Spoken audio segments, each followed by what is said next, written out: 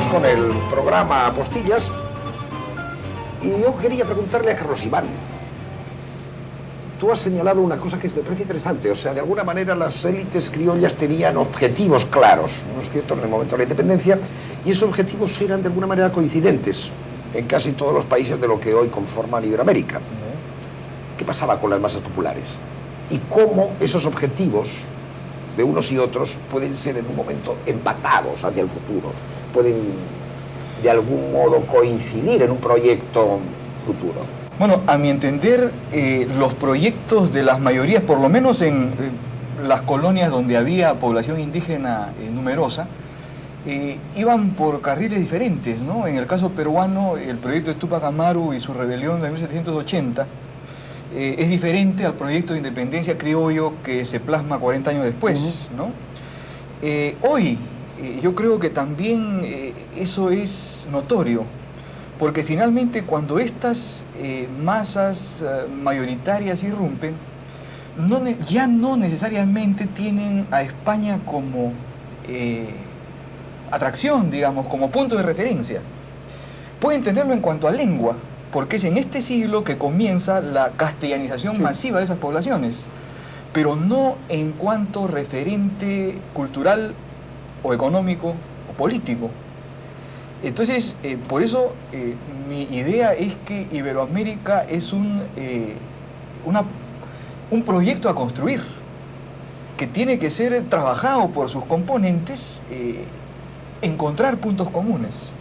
Porque si no se trabaja conscientemente a nivel político y cultural, lo que a mi entender vendría sería una disgregación cada vez mayor. España integrándose a Europa, América del centro y del sur integrándose más bien o subordinándose a Estados Unidos y a la cultura anglosajona, modificada por cierto. Y bueno, pues no habría un proyecto común. Bueno, esa tendencia ya está ocurriendo hace varios lustros, ¿no? Esa tendencia que tú has planteado es una tendencia que no va a ocurrir en el futuro, sino que ya está ocurriendo desde hace varios lustros entre nosotros, y no sé qué pienses más en ese aspecto, ¿no? Los modelos de vida americanos, el estereotipo de Miami, las formas de vida, etcétera, etcétera, nos vienen muy de allá. De alguna manera los paradigmas se rompen ya con la independencia. España deja de ser referente ya con la independencia. Hay otros referentes. Desde el momento de la independencia, España prácticamente desaparece del horizonte inmediato de las aspiraciones. Eso se ve, por ejemplo, en las literaturas.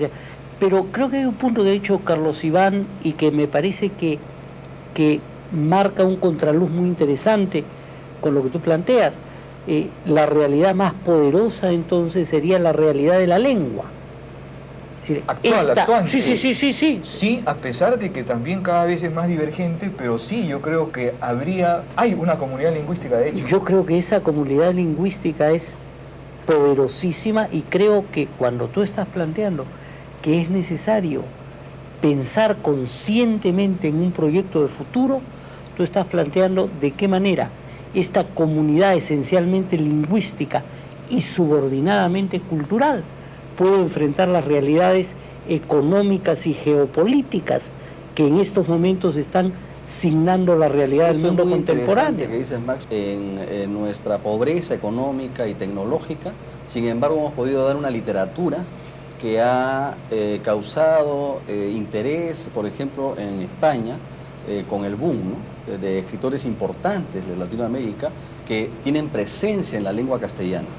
En ese sentido, creo que entonces, como tú dices o sugieres, la lengua es el elemento integrador permanente y perpetuo, por encima de las contradicciones y de los problemas que has señalado también Carlos y tú, sobre la historia de esta pretensión de una comunidad iberoamericana. Sin embargo, me temo mucho, Félix, que no estamos haciendo todo lo posible por cultivar el desarrollo, la salvaguarda, el cuidado de ese nivel de la realidad cultural. Yo no estoy muy seguro, porque fíjate bien, el castellano o el español, como quieras llamarlo, es una lengua que, a diferencia del latín, por ejemplo, que se disgrega rápidamente al final del Bajo Imperio y que en la Edad Media comienza a darte lenguas diversas, las lenguas romances, daría la impresión de que es capaz, por de pronto, de conservar una cierta coherencia y unidad en la que todos se reconocen.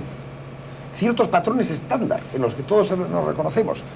Y en ese caso la unidad lingüística da la impresión de que puede ser conservada durante mucho tiempo. Parece. Más allá de las buenas Parece. o malas y hasta pésimas intenciones Perfecto. de muchos. Pero esto me parece interesantísimo. A mí me parece que hay un punto bien interesante.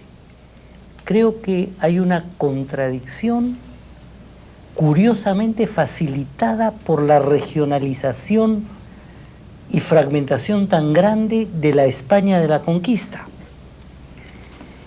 Esa España de la conquista regionalizada a extremos increíbles, es decir, Lockhart habla de las diferencias, ya no digo entre gallegos y castellanos, habla de las diferencias entre los extremeños de Oriente y de Occidente.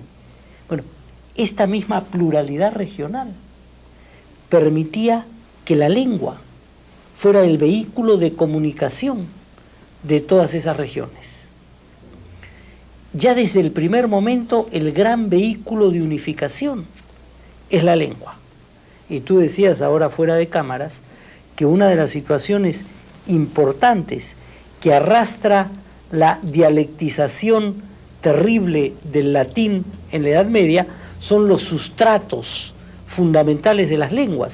Acá el único sustrato importante de competencia con el español es el quechua. Así es.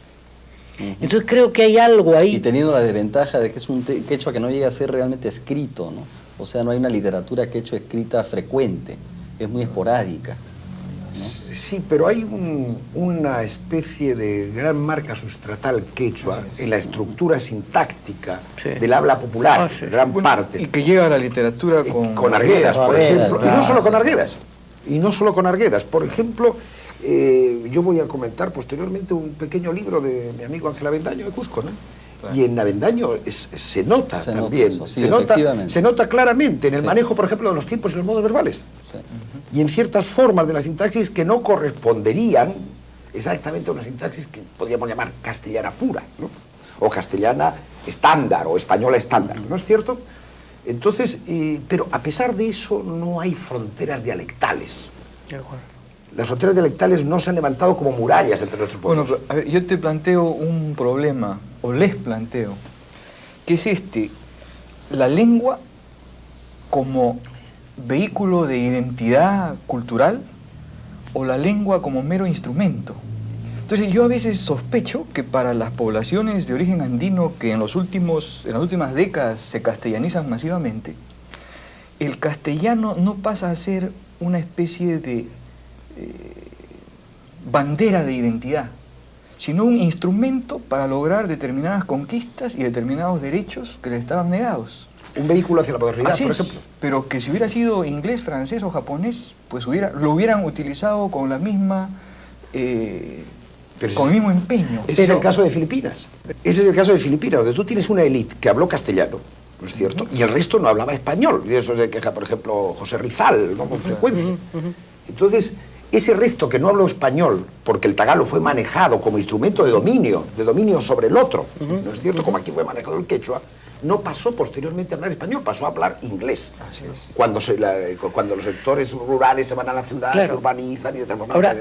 Ahora que mencionas el inglés, fíjate, yo creo que el ejemplo de una sociedad que se funda sobre el uso del inglés instrumentalmente es la sociedad norteamericana. Es decir, ese crisol es un crisol de gente que converge en el uso del inglés instrumental.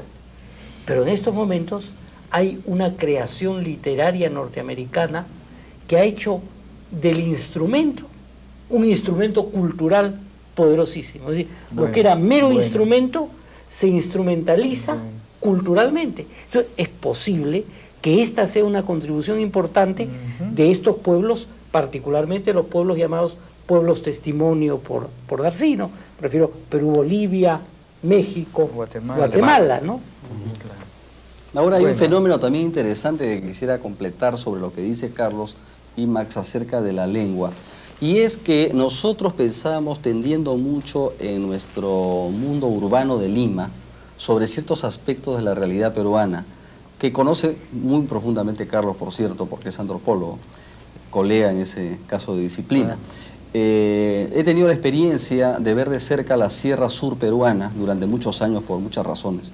Y allí ocurría, y todavía ocurre, en los estamentos medios, pequeños hacendados, medianos hacendados, de antes la reforma agraria e inclusive después de ella, que eran bilingües y hablaban perfectamente el quechua y el castellano. Es toda una franja social sumamente notable de gente que ha ido a la universidad del Cusco, de Arequipa, de Puno y de Lima, y que son profesionales y que vuelven a su ciudad y manejan aspectos muy importantes de la vida económica y cultural de ella, y se comunican con la masa indígena en quechua y con la masa criolla en castellano, pero de una forma muy Esto culta. es sumamente interesante, Luis Enrique, pero mejor eso lo vemos más tarde.